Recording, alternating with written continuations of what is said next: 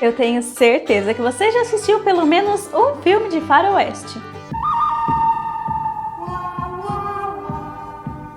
Mas você sabe como realmente era a vida no faroeste?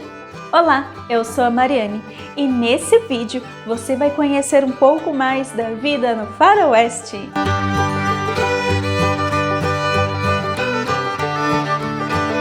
A lenda dos cowboys e do faroeste são de origem norte-americana. Se fôssemos tentar fazer uma comparação com algo parecido aqui no Brasil, acho que a melhor semelhança que poderíamos encontrar seria com os bandeirantes. Você não sabe quem foram os bandeirantes? Ah, já sei! Deve ser porque você ainda não está inscrito no canal. Aproveita esse momento para você já se inscrever clicando no botão vermelho que está aqui embaixo.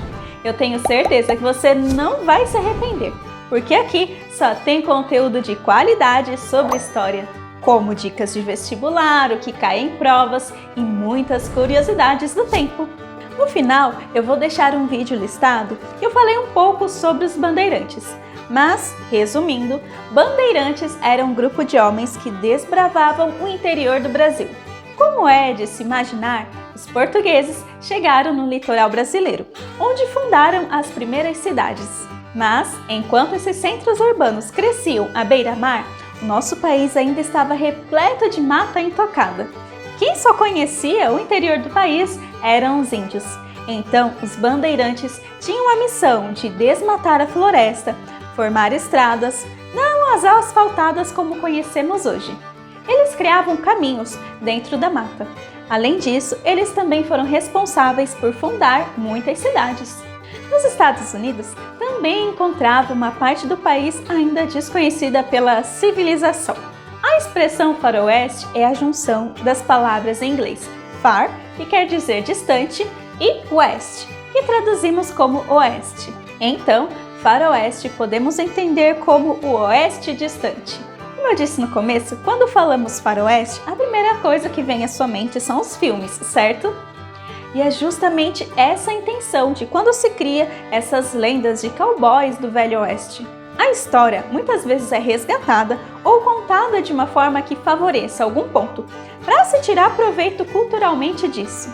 Foi o que aconteceu com o faroeste.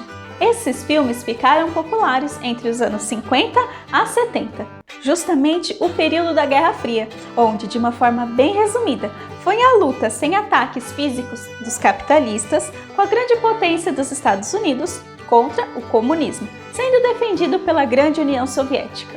E para aumentar o patriotismo dos norte-americanos, muitas histórias sobre a fundação do país foram resgatadas e enfeitadas, como as do faroeste, onde nos filmes sempre encontramos o mocinho que luta em prol da justiça contra o vilão, que geralmente são os criminosos que espalham o caos nas pequenas cidades. Mas vamos lá, como realmente era a vida no faroeste?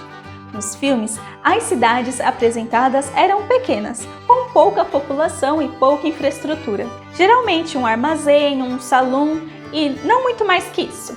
Outro ponto marcante nos filmes é a falta de regras, já que o vilão sempre comete crimes na cidade e a única figura de autoridade é o xerife, que não dá conta de deter a maioria dos criminosos. Bem, a realidade não era muito longe disso. Primeiro, vamos nos localizar. Essa história se passa nos estados do Arizona e do Novo México. Mas na época, mais ou menos em 1860 a 1890, eles ainda não eram considerados estados, por causa da pouca população que habitava aquela localidade. Eles eram apenas um território. Lá no faroeste, moravam pessoas com objetivos e culturas muito diferentes. Como, por exemplo, os indígenas, que, infelizmente, em muitos filmes, são retratados como agressivos e selvagens. Mas, semelhante aos indígenas aqui do Brasil, lá eles estavam tentando defender as suas terras invadidas por homens gananciosos. Falando em pessoas gananciosas, também vivia no Velho Oeste e estava querendo enriquecer com metais preciosos, que eram frequentemente encontrados naquela localidade. Além disso, também tinham famílias que estavam em busca de terras para a criação de gado. Ou seja, no faroeste se tinha um grande fluxo de pessoas, já que muitos só ficavam de passagem. Por exemplo, os mineiros mineradores que estavam à procura dos metais preciosos ficavam um tempo na cidade e, se não encontrasse nada naquela localidade, se mudava para outra região para continuar a sua busca pelo ouro. A principal figura nos filmes é a do cowboy, que era sempre o justiceiro da cidade, que estava lutando contra um dos principais criminosos daquela localidade, que geralmente era roubo de gado. No Velho Oeste, a criação de gado era a principal economia, já que ficavam tanto quanto distante dos principais centros urbanos, tinha grandes porções de terra, onde a criação poderia ser acomodada. Porém, como era praticamente uma terra sem lei, o roubo dos animais era frequente. Inclusive, é assim que surge a lenda do criminoso Billy the Kid. A forma que encontraram de resolver esse problema foi criando o maior ainda, que é a posse de arma. Praticamente todas as pessoas tinham arma. Então, o que seria usado apenas para se defender começou a ter um novo significado, o de acerto de contas. Então, qualquer questão era solucionada através da troca de tiros, o que nos leva à clássica cena da cidade vazia, onde todos se escondiam em suas casas para evitar as balas perdidas, onde dois homens se enfrentaram na rua para descobrir quem atirava mais rápido e assim resolver as suas rixas, que era com a morte de uma das partes, ou então as duas.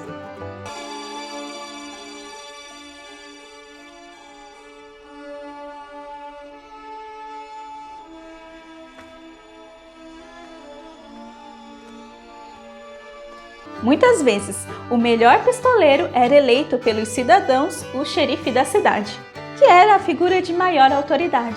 Inclusive, tem uma cena do filme Django, do Tarantino, onde mostra que uma cidade elege como xerife um fora da lei. Porque para a população ele parecia um bom pistoleiro que tentaria defender o interesse da maioria. Além do xerife, outra figura que representava a justiça eram os caçadores de recompensa. Quando alguém cometia um crime, era criado aquele famoso cartaz de procurado, onde se oferecia dinheiro para que encontrasse e levasse às autoridades o criminoso. Assim, esses caçadores de recompensa ganhavam a vida, caçando os criminosos de cidade em cidade. A maioria dessas cidades do Faroeste tiveram seu fim. Algumas cresceram e se tornaram centros urbanos e outras simplesmente foram abandonadas. Já que as indústrias estavam crescendo nas capitais, muitas pessoas se mudavam em busca de uma vida melhor, abandonando essas pequenas cidades, que acabaram se tornando cidades fantasmas, que são pontos turísticos hoje em dia. E aí, gostou do conteúdo? Então não se esqueça de deixar o seu like e compartilhar esse vídeo com seus amigos que amam filmes de Velho Oeste. E eu te vejo na próxima. Tchau!